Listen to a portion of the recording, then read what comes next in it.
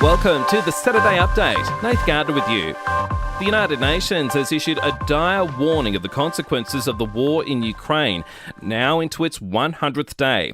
Due in part because of Russia's blockade of Ukraine's Black Sea ports, 1.7 billion people around the world are facing increased poverty and insecurity as food prices skyrocket. Head of the UN World Food Programme, Mark Dunford, says Eastern Africa has been hit the hardest. 82 million people acutely food insecure, acutely hungry. This is up from about 50 million people this time last year. The war in Ukraine and Russia is exacerbating what already was a disastrous situation. While rising energy prices remain a source of concern for Australians, urgent talks are underway with gas suppliers in Western Australia. The federal government is working with companies there to try to supply liquefied natural gas to the eastern states.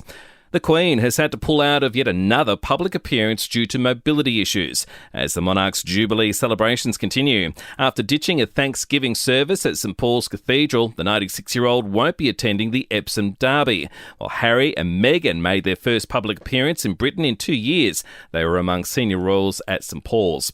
The ski season in New South Wales has officially opened. 1/2 metre of snow has been delivered in the recent cold snap, and a safer alternative treatment to slow down macular degeneration has been found by scientists. A 10-year trial has found 2 antioxidants found in vegetables and eggs that can be taken as a supplement.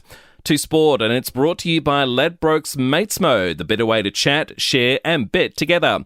T's and C's apply, and remember guys, gamble responsibly. Call 1-800-858-858. AFL first, and the Cats have opened the first of the bye weekends with a 13-point win over the Western Bulldogs. Geelong began on fire, booting 7-1 in the first term, but the Doggies dominated the rest of the game but couldn't quite close the gap, going down 83-70. Cats coach Chris Scott says with defender Tom Stewart injured early, the fast start in the end was crucial. We're outplayed, but we're able to maintain our composure and hang in there enough to, I shouldn't say give ourselves a chance, because I think we're in front the whole night. But I think for big parts of the game, it felt to us in the coach's box as if we'd lost control. So it was a stressful night. While despite missing 6 of its stars for State of Origin, Penrith has defeated the Bulldogs 30-18 in the NRL. And Rafa Nadal is through to the French Open final for the 14th time of his career. It's after German opponent Alexander Zverev had to retire hurt. And for even more sports news, make sure you check out the Sports Update. You'll find it wherever you're listening to this show. To entertainment news now, the Kid Laroi had to pull the pin on his Melbourne show 35 minutes after he was due on stage, upsetting thousands of fans. The announcement the rapper couldn't appear due to sickness met with jeers and boos. Actor Brad Johnson has passed away, aged 62. He appeared on Melrose Place and in Steven Spielberg flick Always. It's believed he died from COVID complications. And HBO has axed series Raised by Wolves after 2 seasons. And we'll see you tomorrow morning for another episode of The Update.